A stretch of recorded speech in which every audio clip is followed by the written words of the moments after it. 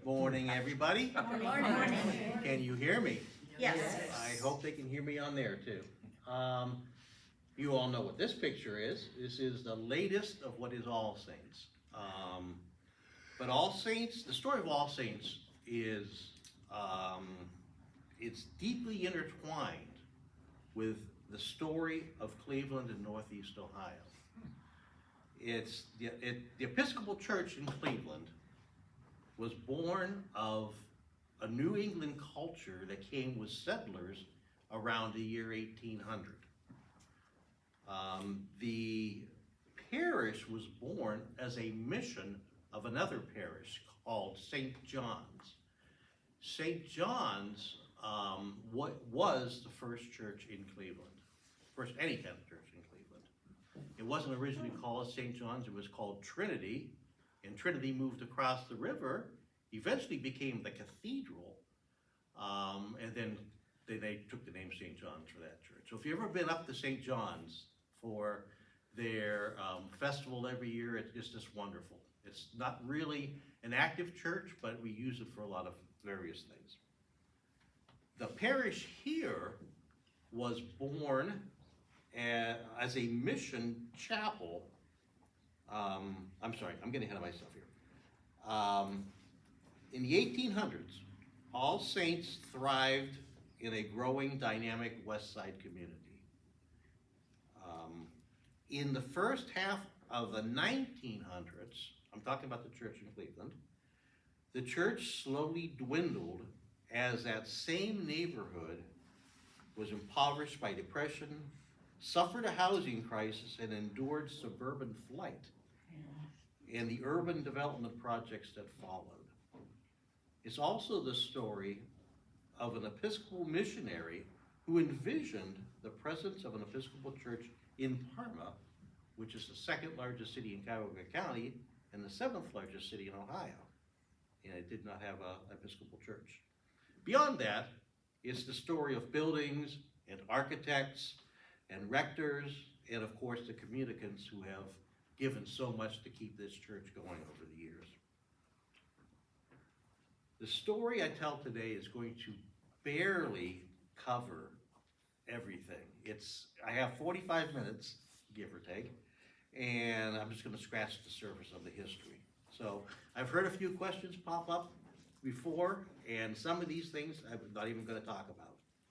But this is one of the history is available to everybody, and I'll tell you how later. But I will attempt to answer any questions you have. I encourage you to ask questions while I'm doing this. This is a work in progress. There are things that I don't know yet, but I'm working on it. So to begin, I want to ask a question, and let's see who knows the answer, the correct answer. How many rectors has All Saints had? Does anybody have any idea? There is a right answer? 7. 7. That's a good answer. 16. 16. That's it. Okay. Anybody else? No? You're just guessing, aren't you? All Saints meaning this building? No. Okay. Well, okay. That's where the answer comes from. The answer is. I can't get your computer to work. Sounds like a liar. Okay, that's not the answer. Is what the answer is. The answer is, it depends. Depends on which building you're talking about. I don't want to say Yeah. beforehand either. The answer is, it depends. I'll explain what that means a little bit later. I'm going to get to it. But first, we're going to talk about the birth of All Saints. And All Saints came into existence in what's now called Tremont.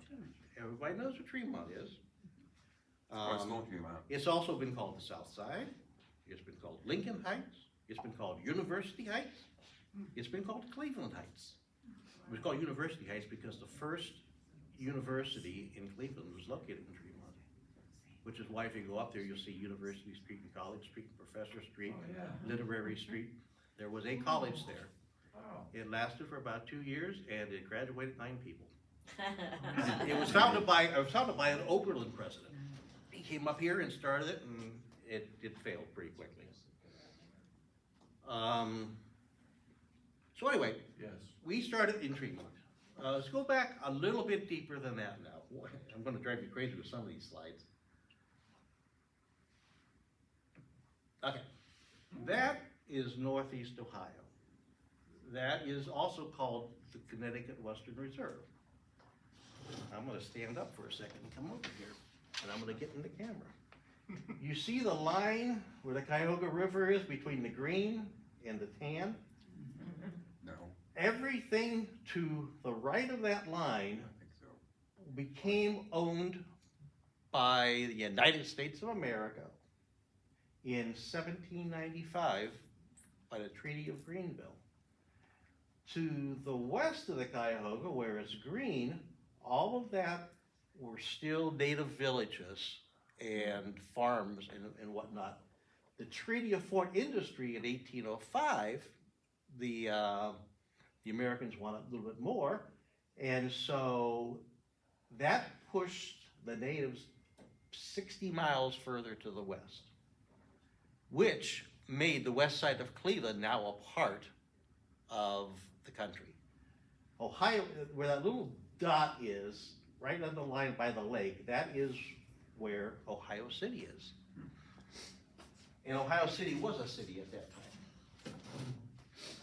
So, anyway, in 1805, New Englanders then poured across the river and lived there.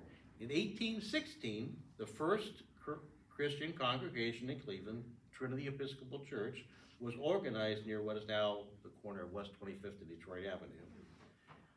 In 1825, the East Side members, as I said earlier, moved to the other side of the river, while the West Side members stayed there, renamed it St. John's. And then 46 years later, St. John's became the mother parish of All Saints.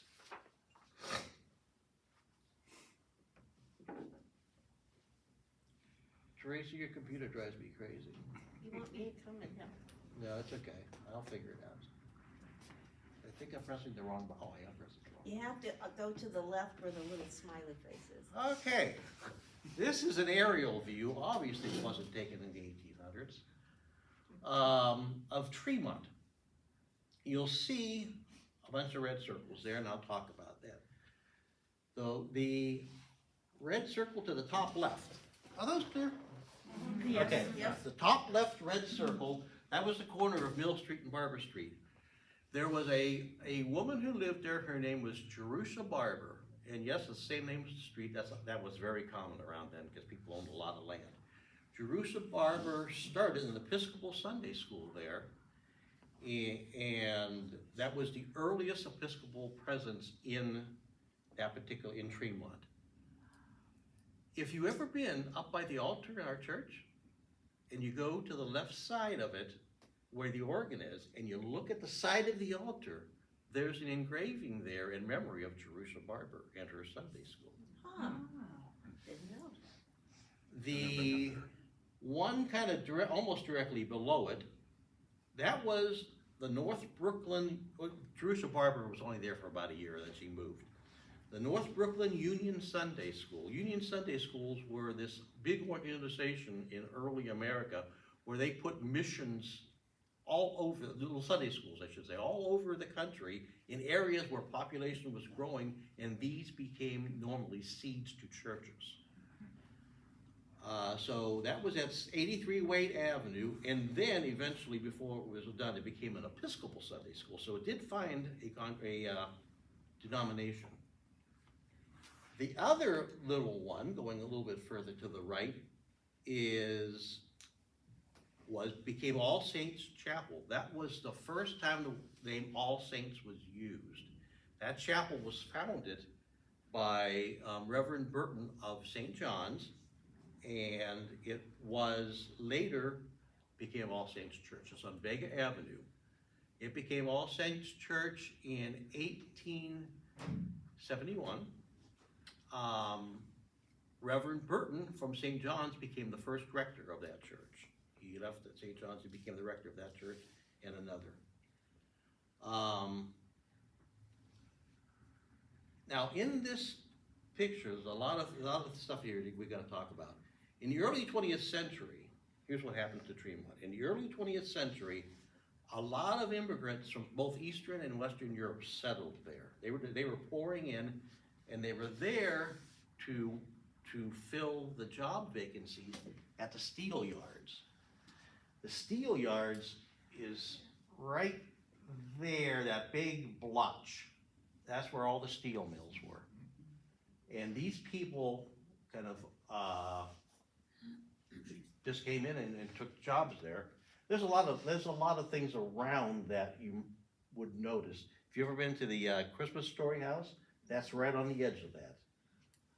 Ah, If you go to the backyard, you'll see this, it drops off. Then the Great Depression hit. And the Great Depression hit Tremont. Thousands were thrown out of work.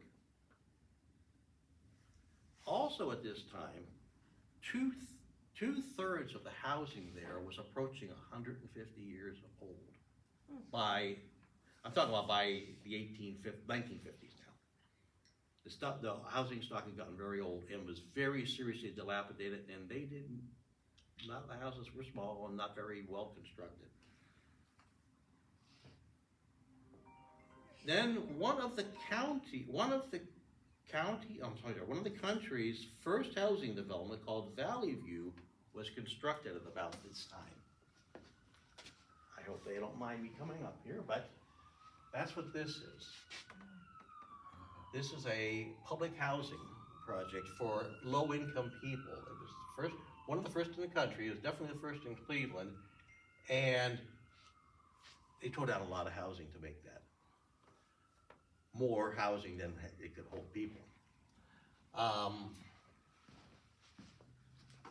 So it was already facing some decline after the unemployment, etc. After a lot of houses were displaced, but after World War II, the inner ring suburbs such as Parma or Garfield Heights started growing like crazy. And residents began living in the city, going to greener pastures. So the population there was plummeting. And then this happened. Nope, not that. We'll get to that. This happened. So if you go from here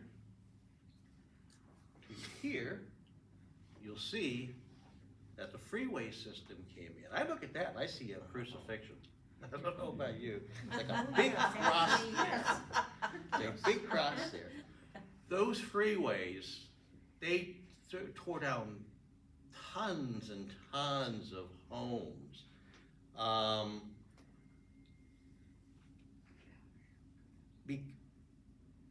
Because the suburban population was growing, the city needed a way to get people from the suburbs to the city. The road right down the middle is I-71.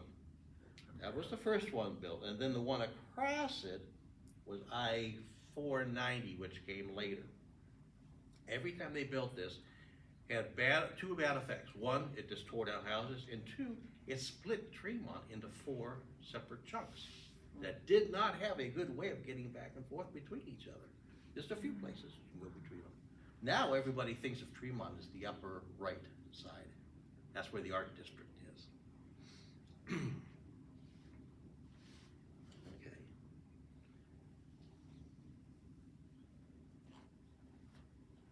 The Federal Aid Highway Act of 1944 provided 50% of the funding for these highways. Tremont's population in 1920 was 37,000 people. By the end of the century, it was less than 10,000 people. So they've lost about a quarter of the population. The drop in the congregation size at All Saints mirrored all these events. All Saints is still that big round circle there. They a few different things. All the population dropped, people left. Also, the population changes, the ethnic changes of the neighborhood, they just weren't Episcopalians. People had other religions that they, and so that just kind of disappeared. In 1947, Reverend Midgley, who was the last rector at that church, and he had been there for 22 years, he resigned, and then for the next few more years, the church was run by lay readers, and they had a vestry and they had lay readers. There's a very small number of people.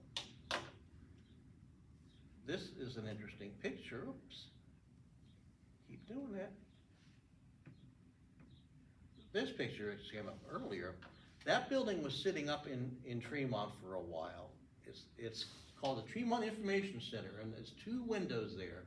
The window on the left, State of Ohio Department of Highways Relocation Advisory Assistance Service. They were helping people out. The other side, relocation assistance for Medina Freeway, which is what I-71 was called. Can you imagine that coming into your community and just saying, okay, these homes are not going to be here, we'll help you out, and you're helpless. You've got to do whatever they do. Meanwhile, in Parma,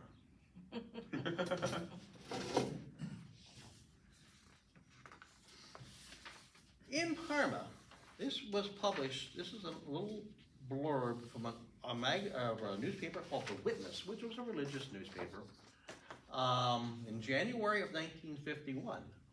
Mr. Ralph Noblet, who was an Episcopal layperson,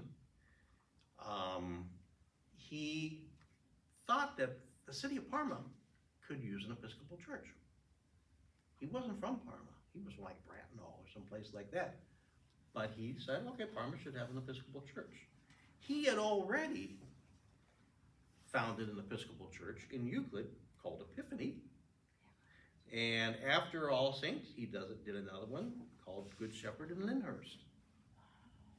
So this man, who was not even clergy, didn't work for the diocese, decided that he was going to be a missionary.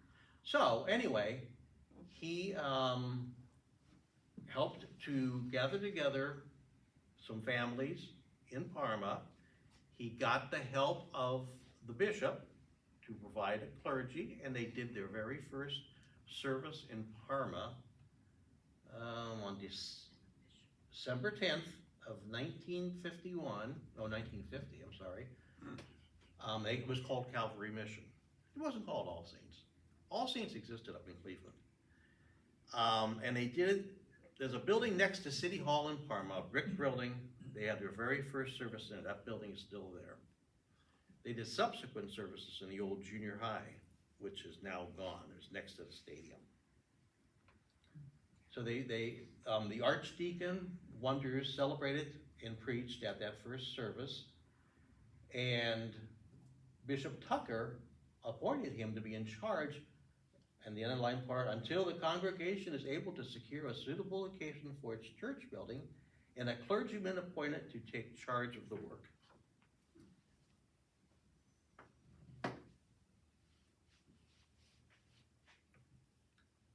So, in 1951, I see.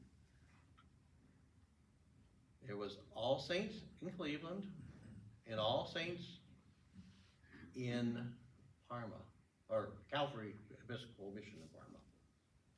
So what do you suppose happened when these two met? They merged. They had a baby. Oh. Well, full disclosure, I wanted to get a picture of my grandson. On April 29th of 1951, the senior warden of All Saints in Cleveland petitioned the bishop proposing the merger of All Saints in Cleveland with Calvary Mission in Parma, and he asked for permission to speak with this church, the people of this church. And there is on the record, he did attend, in our minutes, he did attend one of the meetings. It did not record what he talked about. Well, this is what he was talking about. he said that it would be, he was willing to merge and when they get a new building, actually be completely a part of it at that point. But the big disclaimer at the very bottom, it is to be understood that such a union is agreeable only on the condition that the corporate name of All Saints be retained. So what was Calvary Mission was gonna become All Saints. And all memorials and such furnishings which could be used in a new building be used. So that meant, you know, altar, crosses, gold, communion, things, etc. So to get back to our original question, how many rectors have we had? And I said it depends. Well, it depends if you count those two churches as the same church. It's if you want to say it's a one long list of rectors, is 23. Noah is our 23rd rector. Whoa. There have been 10 rectors in this church and 13 rectors in the other earlier ones, the very small church that was on Vega and then the church that was over on corner of Mentor.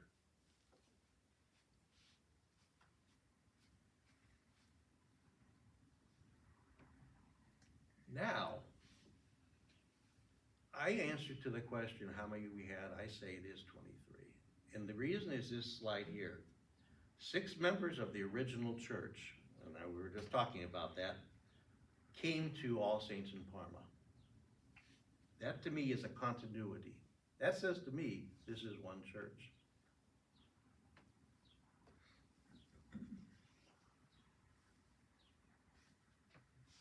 Oh. It's like they jumped on the boat with Jesus and sailed across the lake to the greener pastures of Parma. That's the church in Cleveland. I don't know if anybody's ever seen it, seen pictures. I'll leave this slide up if you want to go up and get a close look at it. It's actually a very cool building. This is Scranton Road right here.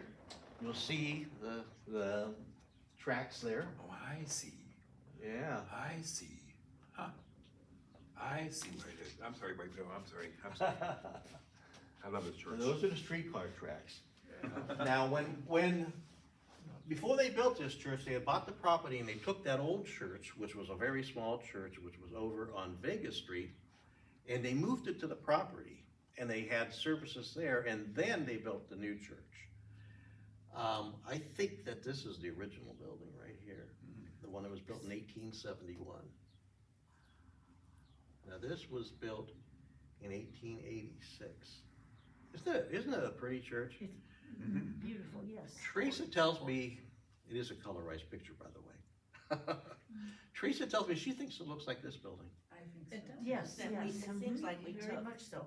I was thinking the door was like the door. Very similar.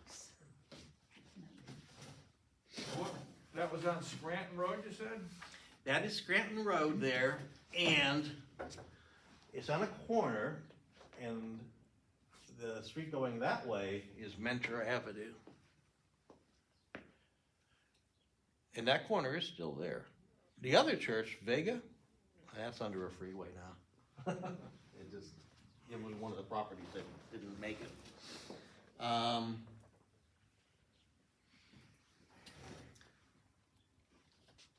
So,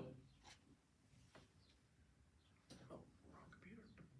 You know where Scranton Road is? This is the inside of the church. What church? Ours or theirs? The one in Scranton. The one on, Oh, okay. the one you saw there. This is what it looked like. And a few things I might note here. That's the same altar we use over here. Oh, it is. It is. This cross on the altar is somewhere here. I think it might be in the columbarium. At least it was for a while. I think this is the same processional cross that we use.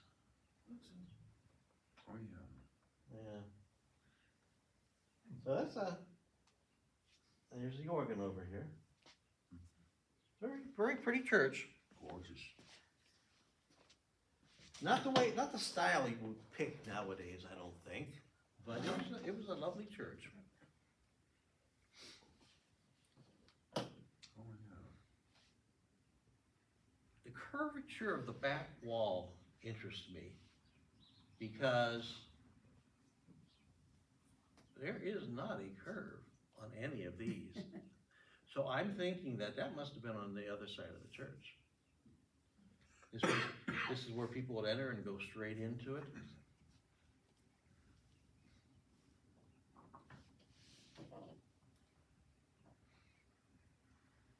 So,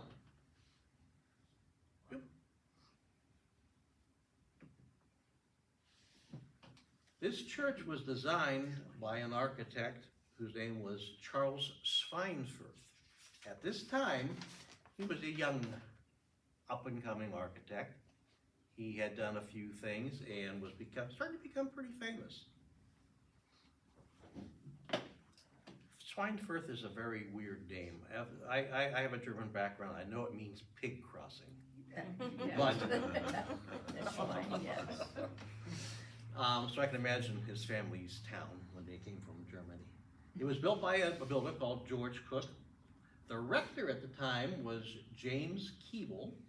He was the 7th rector of All Saints in the list of 23. The cornerstone of this church was laid on December 19th, 1886, and it was dedicated on June 26th, 1887. Had their first service. Oh. Had seating for 500 people. Whoa. 7 rectors served in that building.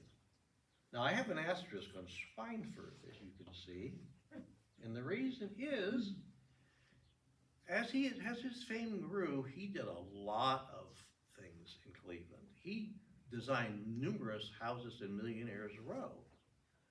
But the thing I think is his most beautiful structure is that one. Anybody recognize that? If you don't, you gotta hand in your Episcopal card when you leave today. That's Trinity Cathedral. Cathedral. It's across from- So he designed that too. Wow. I don't know if that town, I don't know whether you've ever been down there, so I don't know. I've got a car. So what happened to this building? Anybody ready to hop in the car and go down and look at it? Yeah. Oh. Fire got set down. In 1985, early January, a fire just gutted that building. It was 99 years old. At that time, it was a Pentecostal church. It was a Puerto Rican Pentecostal church. The pastor of that church was preparing the church to celebrate its 100th anniversary. Wow. He spent his own money and he worked day and night in there, just trying to bring it up, make it, improve it, because it had gotten a little run down over the years. And he spent all of his money doing that, and his church burned down and it wasn't insured. Oh, my. There's it today. That is the spot. When I was doing this research, I kind of looked at who owns this now, and it turned out I know the guy that owns this property. And back in 2021, it was the 150th anniversary of All Saints. And I contacted him, I said, would it be okay if we had a picnic there? He declined, he didn't want the liability, there's no parking really there, so, but it would have been cool. You can see this, but you're not gonna see the building. All the other buildings are gone.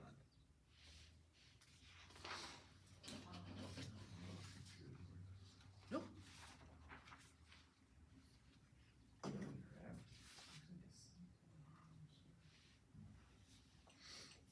Jeff, is that a cemetery on the other side of Scranton? It The is. Church?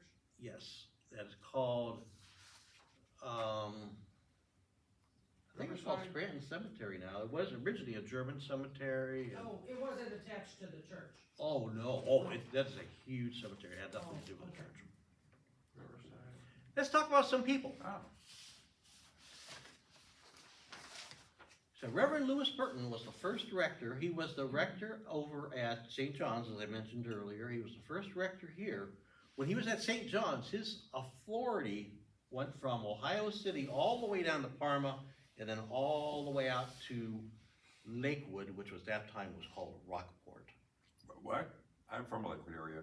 Yeah, it used to be called Rockport Oh. in its early days. As we know, he founded two missions, St. Mark's. Anybody know about St. Mark's? It was to the west of St. John's, and All Saints, which was to the south of St. John's. Both the churches are gone now.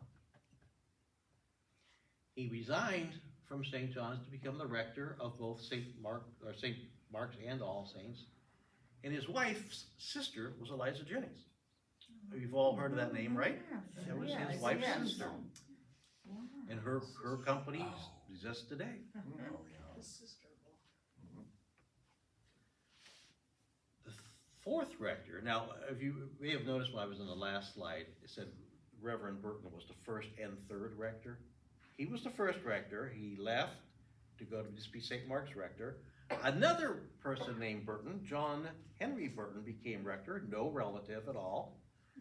He didn't last long. He left, and then Reverend Burton came back again, and by that time his son was a deacon, and this is his son. He became the fourth rector, and he went on from there to serve in parishes in Virginia and Kentucky. He was appointed the first bishop of the Diocese of Lexington in 1896 and served until 1928. The only rector we've ever had that became a bishop. Oh, He returned to All Saints in 1922 to celebrate their anniversary, 50th anniversary.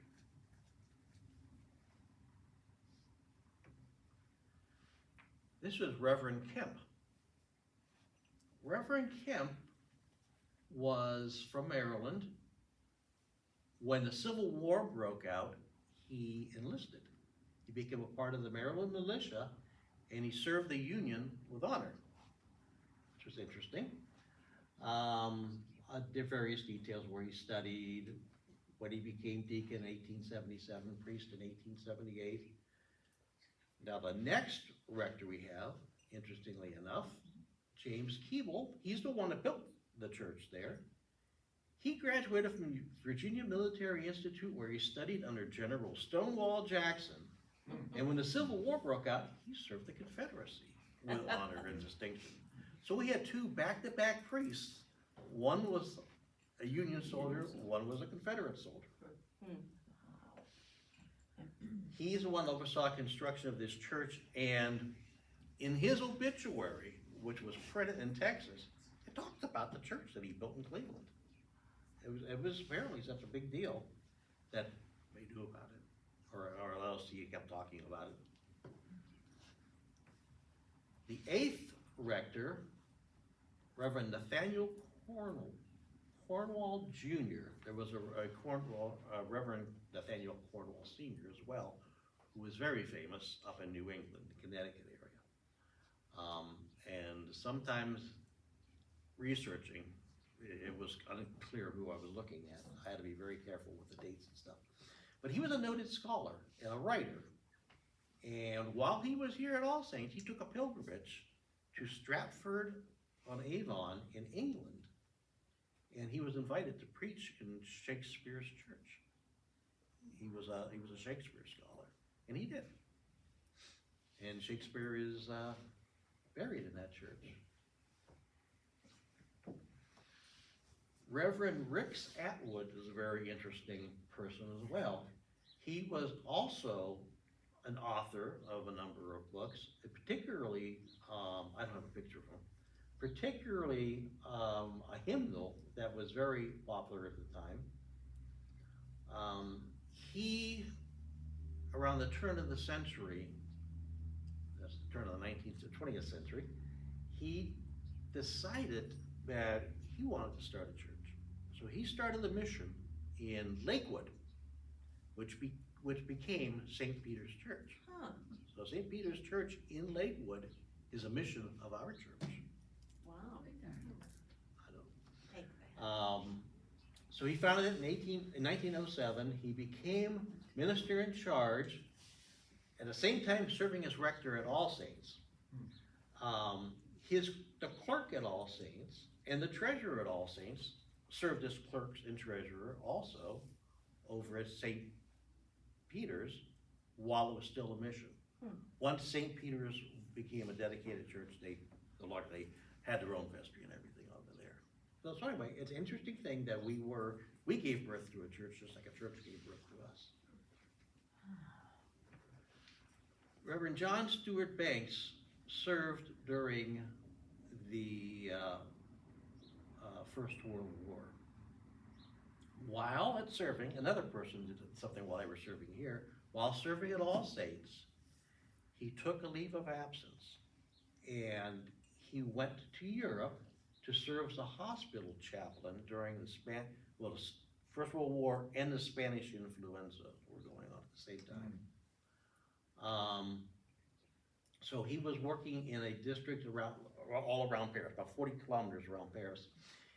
He had charge of all the military burials and the funerals in all of the hospitals in that area. And he worked with all the wounded and dying. Every time he conducted a burial, he would write a letter to the nearest of kin to talk to them about the circumstances surrounding the death and the burial of their loved one. In that one year, he wrote 800 letters. Oh my God. Oh, yeah. But you know, it's a war and the Spanish flu. They had a world pandemic. People weren't making it. This is Edward Sickler. He was the first rector here in this church. He was the rector from 1952 to 1963, so he was here for quite a while. It was his first rectorship. Prior to that, he was a curate, I think, at a church on the east side. After he left here, he retired from being a priest, and he became an optometrist. And he did that for the rest of his life. What's an optometrist? Eye doctor. Oh, I see, thank you. Yeah, did that for the rest of his life. So I don't know, you know. Didn't like it. Did it for 12 years, but didn't like it. Maybe you'd like to ask him why. Do you remember Reeves? You remember him? Okay, Raymond Reeves. He was the 17th rector from 1971 to 1975. He was also very active in a lot of things, even when he was here. He was a seminal figure in the establishment of Para Los Niños, a school for Skid Row children in central Los Angeles. He led relief drives in Central and South America. He led relief expeditions following earthquakes in Nicaragua and hurricanes in Honduras.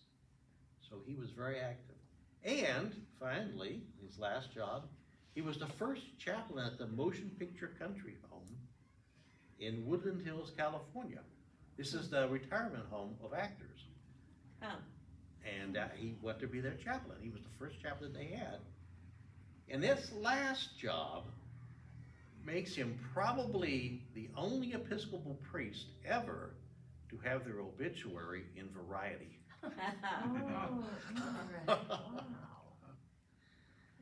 That's mostly what I'm going to talk about today.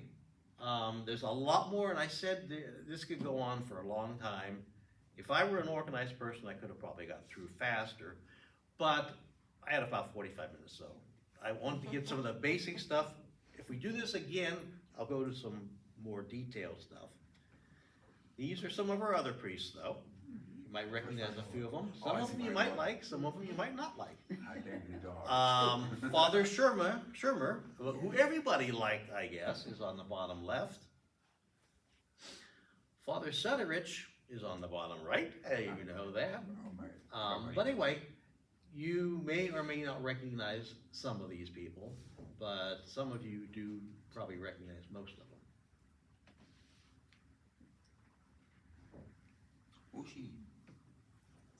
you wanna see more? There's a website. This and much more is on this website. So you can take a picture of that if you want, or you can just write it down. But if you go to that website, you can view our history to your heart's content.